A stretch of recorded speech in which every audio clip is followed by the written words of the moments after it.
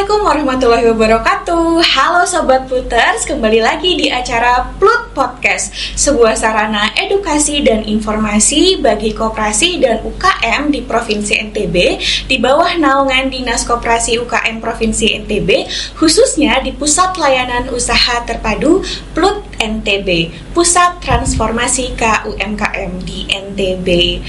Acara podcast kita kali ini merupakan kerjasama Dinas Koperasi UKM NTB dengan Dinas Pendidikan Pemuda dan Olahraga NTB, khususnya di bidang kepemudaan. Baik Sobat Pluters, budaya bukan hanya tentang warisan masa lalu yang perlu dijaga. Di tangan generasi muda, budaya dapat menjadi sumber kreativitas, identitas, bahkan peluang ekonomi yang mampu menggerakkan masyarakat dan mendukung perkembangan ekonomi kreatif daerah.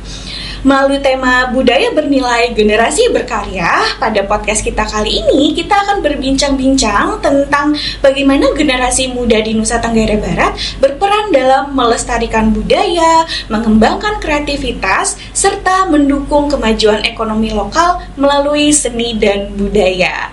Di acara podcast kita kali ini sudah hadir bersama kita di studio ada 3 narasumber kita yang sangat inspiratif.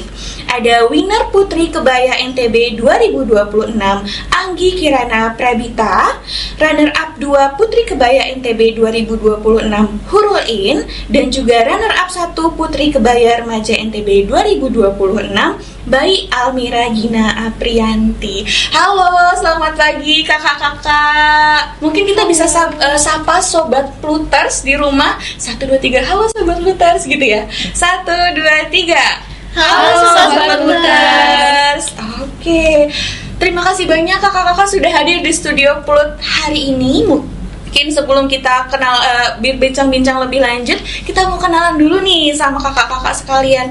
Mungkin kakak-kakak boleh perkenalkan diri dulu, kemudian ceritain kesibukannya akhir-akhir ini apa, dan juga hobi deh, kita pengen tahu hobinya apa. Boleh dari Kak It. Oke, perkenalkan aku Hurul In dari Lombok Timur. Aku di sini sebagai runner up 2 Putri Kebaya Nusa Tenggara Barat 2026. Jadi kesibukan sehari-hari sekarang karena kita bentar lagi nih mau go nasional kan nih Kak. Wow. Jadi persiapannya di sana. Kesibukannya kita mersiapin kebutuhan untuk go nasionalnya, kemudian kita ada challenge juga yang harus dibawa ke nasional. Jadi itu yang sedang kita persiapkan, fokusnya di sana sih untuk sekarang. Oke, kalau hobinya apa Kak? Kalau hobi, kebetulan aku seneng. Kenapa? Suka apa? Seni juga kah?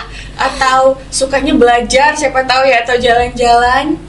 Kebetulan akhir-akhir ini kita lagi ini kan di rumah.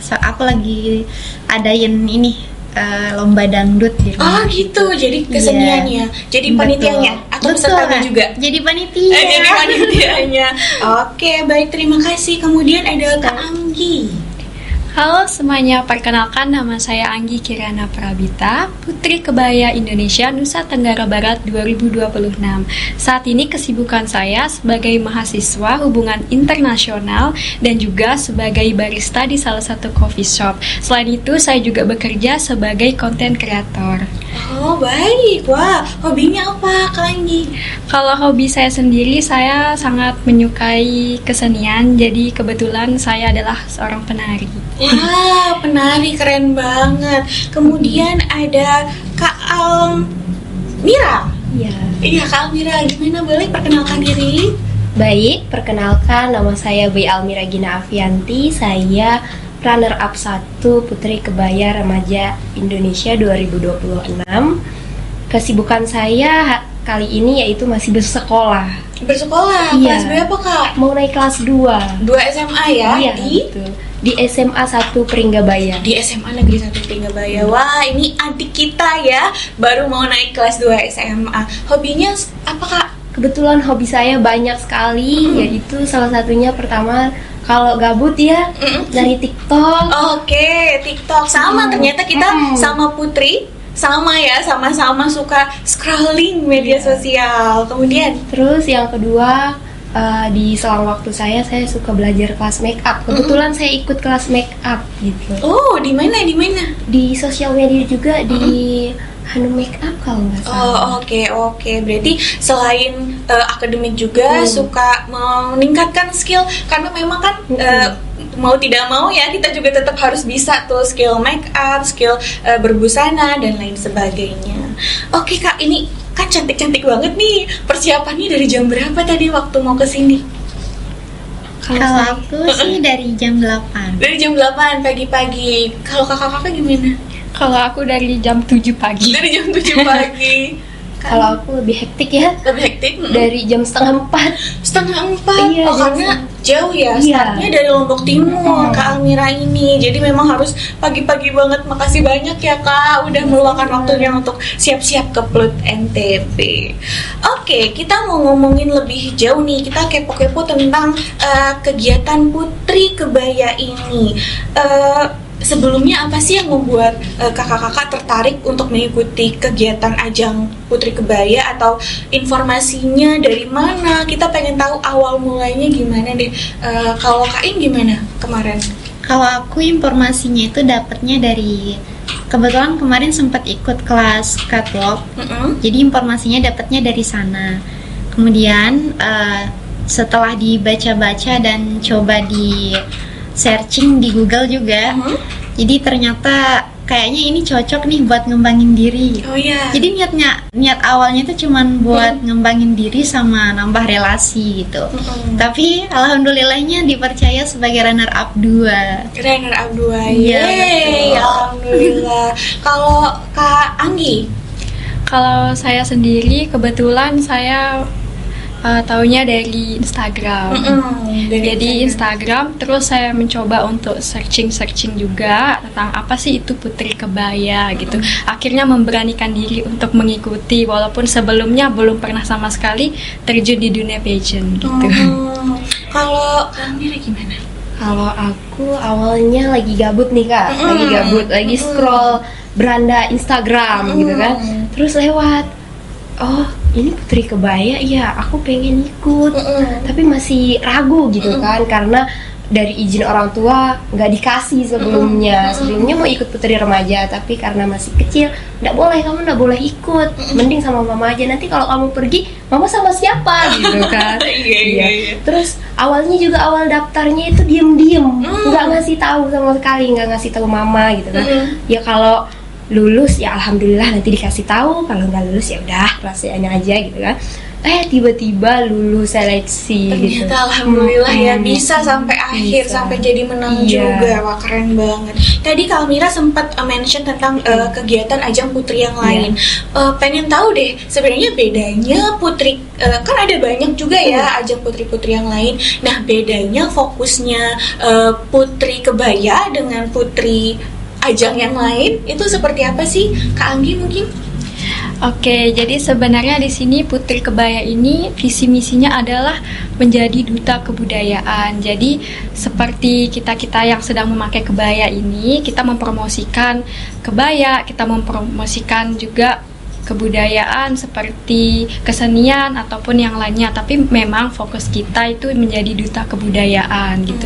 Jadinya satu-satunya pageant yang bergerak di bidang kebudayaan tersebut. Oke, jadi meskipun namanya Putri Kebaya, tapi bukan hanya kebaya yang dibahas ya, tapi budaya secara keseluruhan. Ngomong-ngomong tentang kebaya, boleh deh ceritain ini kebayanya apa ya? Karena beda-beda nih ya, kebetulan ya. Boleh ceritain nggak ini kebayanya apa? Terus biasanya dipakai kapan gitu mungkin? Oke, dulu ya. Kalau yang aku pakai sekarang ini kebaya bunga. Kebaya bunga bukan yang di ini ya, bukan yang apa namanya Kak? Yang di bordir ya, bukan bordirannya yang bunga, tapi memang kainnya sudah berbunga. Oh, printed berarti ya. Iya. Okay. Jadi biasanya dipakai di acara formal bisa kan, menyesuaikan aja karena bisa kita mix kan sekarang, yang nggak harus pakai kain yang kayak aku pakai sekarang gitu. Bisa pakai celana, bisa juga pakai rok gitu. Oke. Dan memang lebih colorful ya kelihatannya ya untuk kebaya bunga. Cocok dengan bunganya yang juga colorful. Wah, terus kalau Kak Anggi pakai kebaya apa nih? Kalau saya sendiri menggunakan kebaya kutu baru. Jadi kebaya kutu baru itu adalah kebaya yang biasanya ada belahan di tengah dadanya seperti ini. Cuman saya pakai bros jadinya nggak kelihatan. Gitu. Oke, terlihat lebih formal mungkin ya? Iya, biasanya kalau yang formal itu kebaya kutu baru sama kebaya Kartini. Oh, oke. Iya. Kalau Kak Mira, ini kebayanya apa Kak? Ini tema konsepnya itu kebaya putri Kartini. Kebaya Kartini. Iya, kebaya termasuk kebaya panjang yang bisa dipakai untuk wedding ya. Oh Sering gitu, dipakai untuk wedding. iya benar. Memang kalau dilihat ya, memang lebih panjang dibandingkan yang lainnya.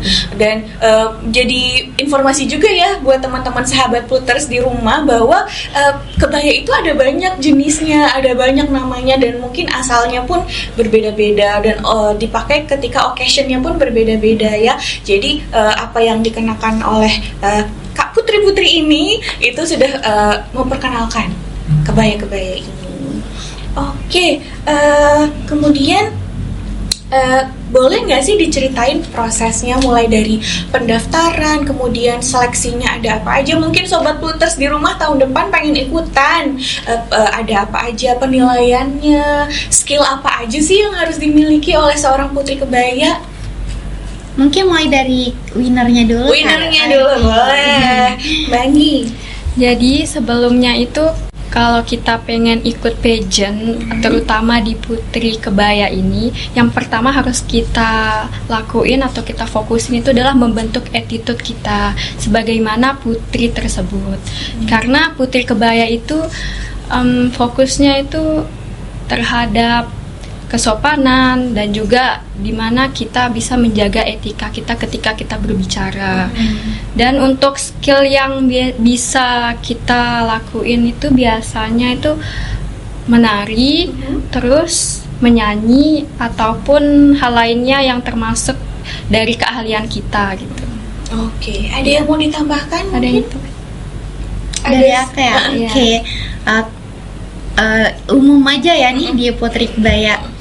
Kalau dari pengalaman aku pribadi, pastinya yang kayak yang udah disampaikan sama Kak Anggi tadi, etika itu yang pertama pastinya.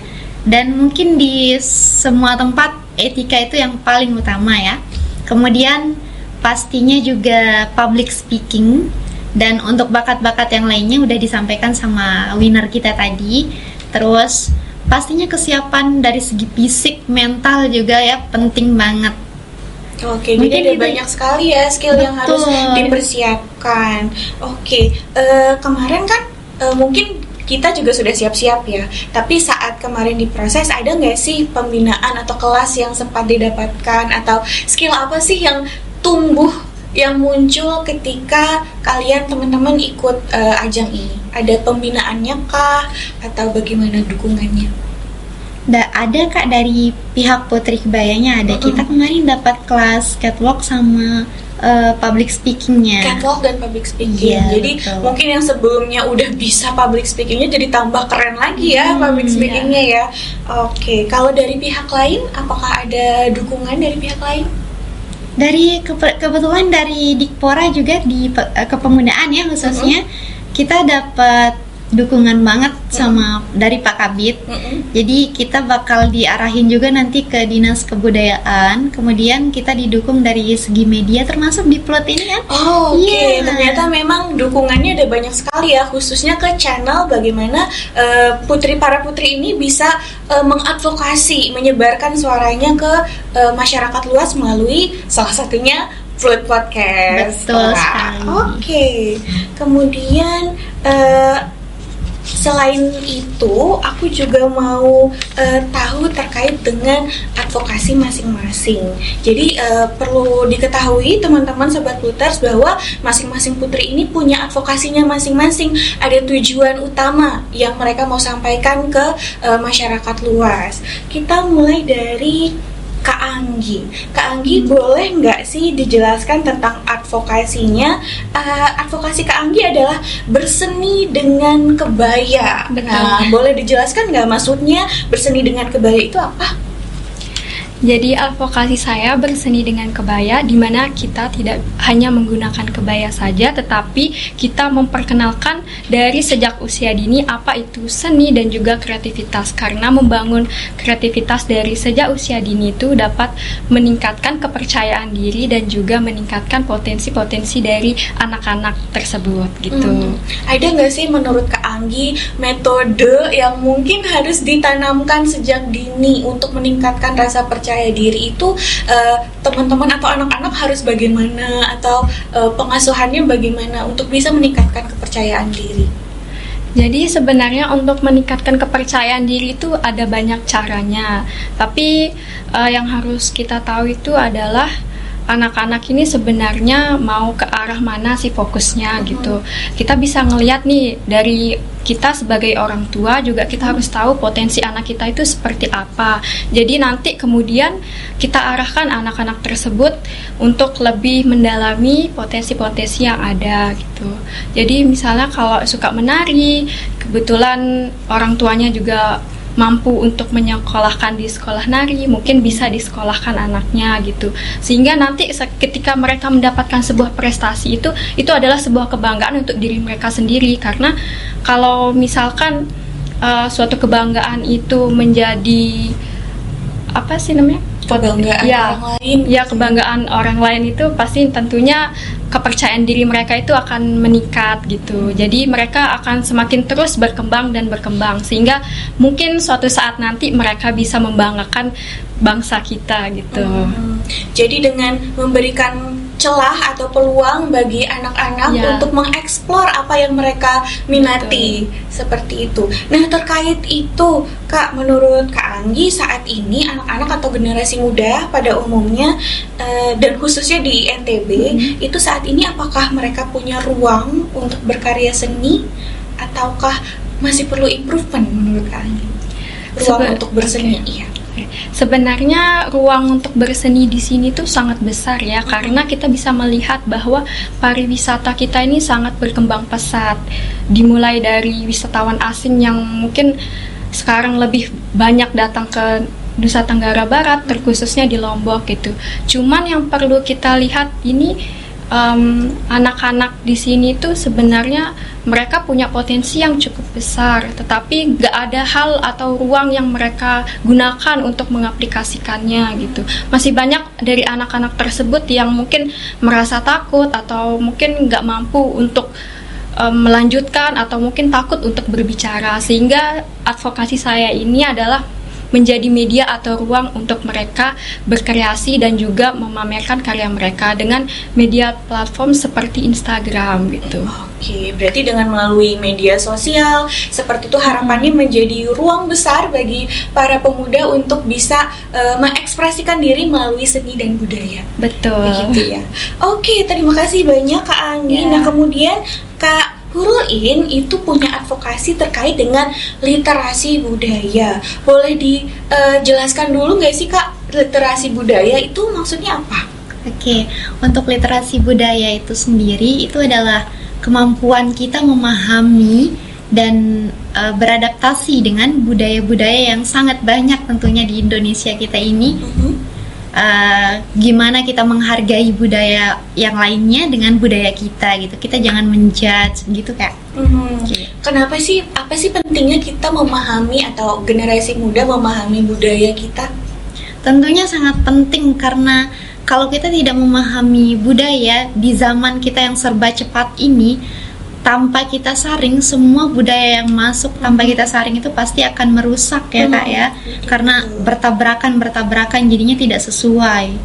Jadi pastinya sangat penting untuk kita mengenal budaya kita seperti apa gitu Kak. Kalau menurut Kak Hurul, apa sih challenge atau tantangan bagi pemuda atau generasi muda dalam memahami secara mendalam tentang kebudayaan kita? Karena mungkin ada sebagian generasi muda yang mungkin ini mah budaya buat orang tua gitu misalnya ya. Apa sih tantangannya, dan menurut Kak Hurul-In bagaimana cara untuk meningkatkan literasi budaya di generasi muda? Kalau berdasarkan pengalaman aku pribadi sih, kayak yang Kak Sapira sampaikan tadi, masih ada generasi muda kita yang merasa kalau budaya ini untuk orang tua. Nah, itu PR banget bagi aku, gimana buat ningkatin kesadaran teman-teman di sekitar generasi muda kita ini, gimana ningkatin kesadaran mereka bahwa budaya itu tidak kuno. Jadi sangat penting banget aku memikirkan ya Kak ya, gimana caranya buat perhatian. Iya, buat menyadarkan mereka gitu bahwa budaya itu nggak kuno gitu, tapi budaya itu masih bisa relevan dengan zaman kita yang sekarang. Betul sekali, apalagi budaya kita ya, khususnya di NTB itu ada banyak banget ya Kak ya, dan keren-keren banget, nggak kalah dengan yang daerah-daerah lain. Jadi mungkin sangat menarik untuk bisa dieksplor oleh generasi muda. Oke, dan khususnya literasi budaya yang diangkat oleh Kak Hurulin adalah terkait dengan pernikahan dini. Betul. Nah, kenapa tuh Kak mengangkat pernikahan dini? Karena aku ngangkat pernikahan dini karena ini berdasarkan dari pengalaman aku Kak. Jadi yang di sekitar aku itu gitu. Aku nggak mau nih cuman berhasil sendiri gitu. Aku juga mau nih teman-teman aku dan adik-adik aku bisa seperti aku, bahkan lebih gitu. Jadi melalui Putri Kebaya ini aku menarik minat mereka gitu Kak. Aku ngasih mereka gambaran kalau nggak harus nikah dini. Betul. Buat nyelesain masalah. Oke, jadi karena iya banyak teman-teman yang menikah dini itu, terutama adik-adik aku nih Kak, banyak banget yang nikah dini karena mereka merasa kayak ngapain sih sekolah, atau ujung-ujungnya jadi ibu rumah tangga. Pemikiran-pemikiran yang seperti itu yang ingin aku rubah jadi Kak. Baik, berarti berdasarkan lingkungan sekitar ya. Betul Kak, sekali. Menarik sekali. Terima kasih banyak Kak In. Selanjutnya ada De Almira. De Almira ini advokasinya adalah terkait aksi nyata generasi muda berbudaya. Apa nih Kak maksudnya, boleh dijelaskan? Aksi nyata generasi muda berbudaya itu maksud saya untuk semua, terutama generasi Gen Z dan Alpha kan, mereka itu canggung, merasa kayak lagian juga tuh bukan kita cuma aja yang harus ngelestarian gitu kan. Jadi mereka tuh harus berani gitu. Karena banyak platform seperti TikTok, media sosial IG, YouTube dan lainnya itu kan menyediakan gitu. Jadi saya ingin advokasi saya ini berpacu kepada generasi Gen Z, generasi Alpha agar lebih berani mengambil keputusan tentang menjaga kelestarian budaya kita, terutama menjaga kelestarian budaya kebaya tersebut. Karena kan ada kebaya yang dimodifikasi gitu kan, dengan kain sasampo atau bisa menggunakan jeans. Nah, jadi kebaya itu jangan luput dari budaya kita. Seperti ya ada kan baju dari Korea itu, hanbok ya kalau nggak salah. Iya, itu lebih terkenal daripada kebaya. Jadi saya merasa kayak kok budaya kita semakin tergerus oleh perkembangan budaya asing gitu. Makanya saya ingin semua generasi muda, generasi Gen Z, generasi Alpha lebih tertarik lebih untuk ikut serta dalam melestarikan budaya. Iya, betul. Wah, mantap sekali Kak. Ada nggak sih contoh kecil yang bisa dilakukan oleh teman-teman di rumah? Kebetulan di SMA saya sudah mengedukasi, yaitu kalau teman-teman kita bisa bikin konten yuk tentang sharing-sharing gimana kita melakukan passion dengan berkebaya gitu kan. Jadi teman-teman juga ikut bikin transisi konten kebetulan. Konten TikTok gitu konten ya? TikTok. Gimana tuh transisinya Kak? Transisinya itu ya di awalnya pakai baju biasa gitu kan, pakai baju biasa.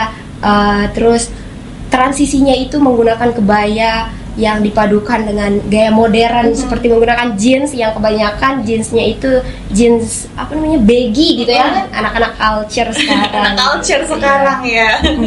Oke, jadi salah satunya itu ya, kita bisa melestarikan budaya sambil asik-asikan main sama teman-teman yang lain. Semoga yang lain juga ikut ketularan asik-asikan ya.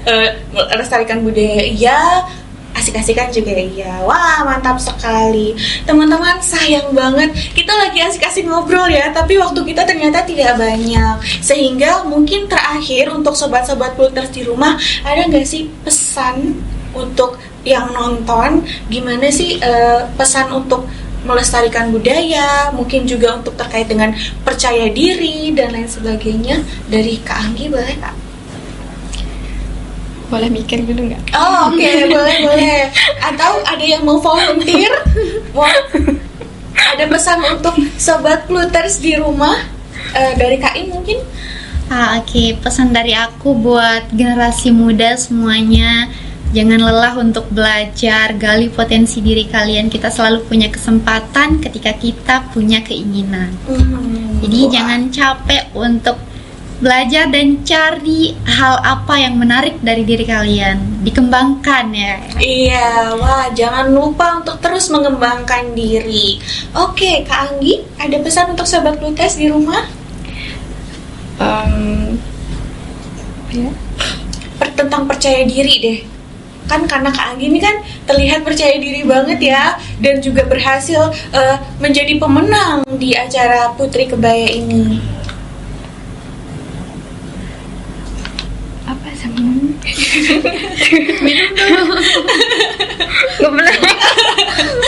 Oke, boleh minum dulu Kak. Silakan Kak, nggak apa-apa, minum dulu. Oke, kita ke Kak Almira dulu mungkin. Oke, Kak Almira boleh mungkin silakan pesan untuk sobat Pluters di rumah. Pesan saya, jangan pernah patah semangat. Jangan pernah Intinya patah itu. semangat. Iya. Kebetulan saya juga kemarin pas mau grand final ada banyak sekali yang kayak nggak usah ikut-ikut gitu-gituan. Mending kamu cari relasi yang udah pas gitu, yang udah ada tempat kamu berpotensi gitu kan. Kayak orang tua saya itu kebetulan lebih senang saya di bidang akademik. Kebetulan saya tidak ada kemampuan di bidang itu ya. Belum tergali mungkin ya Kak ya. Belum. Saya lebih senang kayak passion gitu kan. Jadi di sana banyak sekali saya hampir drop ya mentalnya gitu, tapi untungnya ada mama yang selalu bersemangat, jangan dengerin kata orang, yang jalanin itu kamu bukan mereka gitu. Jadi intinya walaupun apapun perkataan orang lain, yang penting jalanin aja. Kalaupun tidak berhasil, coba lagi dan coba lagi. Intinya jangan menyerah ya Iya. teman-teman, dan jangan dengar kata orang. Kalau memang sudah passionnya, Iya. go aja. Mantap. Kak Anggi, terakhir mungkin ada pesan untuk sobat Pluters di rumah? Jangan lupa untuk tetap menggali potensi dan kreativitas kalian, karena bakat dan potensi kalian itu akan membuat kalian itu nanti Sukses. ya. Ulang. Oke. Udah ngeplay ya, udah siang ya. Alright. Mungkin terakhir dari Kak Anggi, silahkan kalau ada pesan untuk sobat Pluters di rumah. Jangan lupa terus menggali bakat-bakat yang kalian punya, karena potensi kalian itu nanti akan bisa membuat kalian sukses ke depannya. Itu saja. Baik, terima kasih banyak untuk kata-kata inspiratif dan cerita inspiratif dari ketiga putri kebaya ini. Semoga menjadi inspirasi dan motivasi bagi kita untuk terus dapat menggali budaya dan melestarikan budaya yang kita miliki. Terima kasih banyak kakak-kakak. Jangan lupa untuk kembali lagi ya ke Plut main-main ya. Nanti kita bisa banyak kegiatan yang bisa kita lakukan di Plut. Dan jangan lupa juga untuk sahabat Pluters di rumah untuk like dan subscribe semua media sosial dari Plut. Ada di Instagram, Facebook, YouTube, dan lain sebagainya. Terima kasih banyak Sobat Pluters sudah mengikuti kegiatan kami hari ini. Sampai jumpa di Bincang-Bincang Plut Podcast selanjutnya. Terima kasih, bye-bye Sobat Pluters.